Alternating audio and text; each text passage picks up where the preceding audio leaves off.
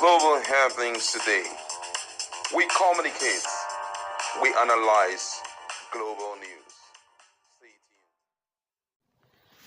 Hello beautiful people, welcome back to our channel. Right now there seems to be a lot of tension going on ahead of 2027 as very powerful groups are beginning to explain and really literally, according to them, allegedly exposing the international powers that be, and even within APC and the South and Igbo descent, and of course even Fubara that wants to plot out the move by Bola Ahmed Tinubu for 2027 presidency. We're going to give full details and the set of persons that are giving this news. But before we do that, kindly subscribe to our channel.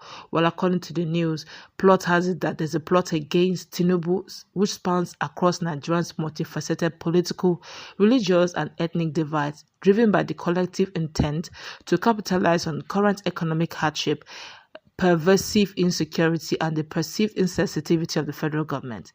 Now, according to the news, this coalition of dissent is spearheaded by influential figures, including two former presidents, past military heads of state, opposition elites, and disenchanted factions within the ruling APC, All Progressive Congress Party. Now, alarmingly, these groups are now receiving tacit support from certain global powers, intensifying their resolve to destabilize the current administration. Now, this is actually coming from Ohanaze, a faction of Ohanaze. But according to them as well, I say they're leveraging this opportunity to unequivocally warn the president, Bola Ahmed Tinubu, that Rivers State Governor, similarly Fubara, along with 4 other Southeast governors, has aligned themselves with this political gang-up against his 2027 re-election effort. They are engaging in an unacceptable attempt to absorb elements of Ohanaze's leadership, motivated by a malevolent desire to politically undermine the FCT minister, Barrister Nyesom Wike, within his own home state of Rivers. This is not merely a power play, it is a calculated effort to stir discontent among populace by exploiting real economic grievances and widespread insecurity, thereby inciting unrest. Now, this is coming from Izzy Guzoro of a faction of Ohanaze. Now, the factional deputy president general asserted that these governors harbor ulterior motives to draft disillusioned Nigerians, especially the Igbo populace, into their planned political revolutionary movement as we approach the 2025 and 2026 political build-up leading to the 2027 presidential election. He said their schemes are evidently designed to cultivate a narrative of dissent that vilifies President Tinubu while positioning themselves as agents of change, clocking in the guise of concern for the nation's welfare. The statement added, and I quote him word for word, "The desperation exhibited by these governors serves as a dual purpose. First, to compel President Tinubu to concede to their political demands, thereby jeopardizing his invaluable relationships with influential allies in the South and Southeast region, including the FCT Minister Barrister Nyesom Wike, the Senate President, Senator Godswill Akpabio, Deputy Speaker of the House of Representatives, Benjamin Kalu, and other key ministers under his administration. Second, they aim to utilize Ohanaze as a vehicle to galvanize the Igbo nation in a concerning alliance with northern political establishment designed to unseat President Tinubu. We wish to highlight the actions of 1. Governor Hope Uzodinma, who controversially purchased the 2023 APC presidential nomination form for former Senate President Ahmed Lawan. His involvement allegedly includes influencing former APC National Chairman Senator Abdullahi Adamu to act against President Tinubu during the critical 2023 primaries. Now, this alignment with the opposition party, the PDP, further exposes the depth of betrayal as key figures in the PDP previously conspired against Barrister Nyesom Wike in favor of former Vice President Atiku Abubakar. Now, these factions are clearly working tirelessly to ensure that unless President Tinubu bows to their demands, they will forge a broader political alliance with the northern cabals, inclusive of major ethnic leadership organizations. The goal of this unholy alliance is to organize a formidable front to undermine and ultimately unseat President Tinubu ahead of the 2027 elections.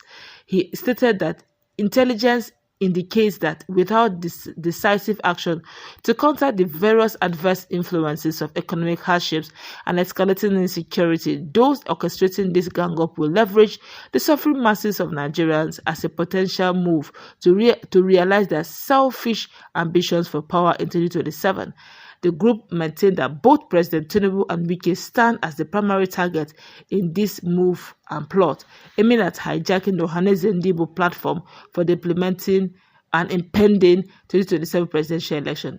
That's Uzu Guzoro, a factional vice presidential leader of Ohanaze Ndibo, is insinuating that Hope Uzodinma, an APC governor, and who is actually inside APC, is moving against the sitting president alongside using the platform of Ohanaze Ndibo.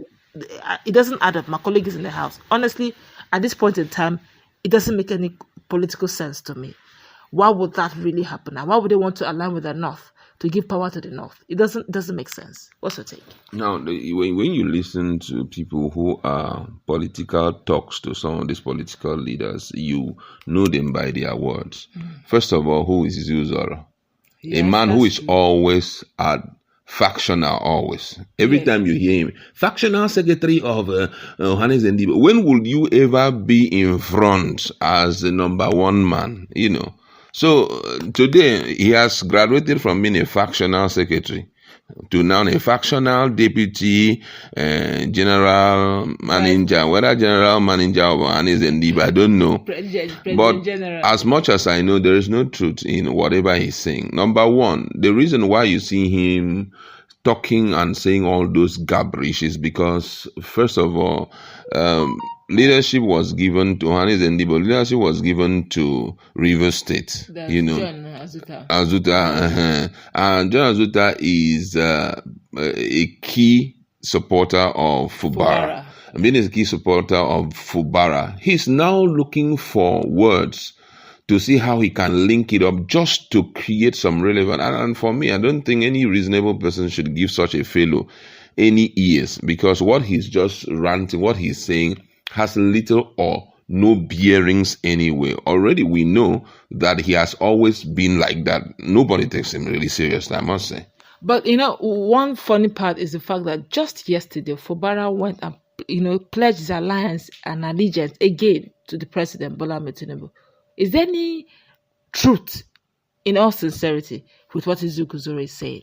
There is absolutely no truth in it. I can say it any way, anytime, that man is just looking for relevance. And, interestingly, most of them have seen how some of these bystander or passerbys in politics who try to be boys to this, or let me say political tout or media tout to some of these key political leaders, how they have been able to walk away with a position and something. So I think he's trying to dance towards Wike. He's trying to dance towards Wike too, because he believes that possibly by the time he's throwing this out, Wike will, hear him immediately and decides to, okay, come and start speaking from this end and all of that. But for me, even President Bola Ahmed Tinubu should know that this is pure gibberish. Uzodinma is a strong supporter of Bola Ahmed Tinubu. But why all of this is coming up is because, number one, the new guy on board, John Bata, who is the President General of Ohanaze Ndibo, came via, he got the support of Fubara. And all the Southeast governors were strongly behind him. Yeah. So right now...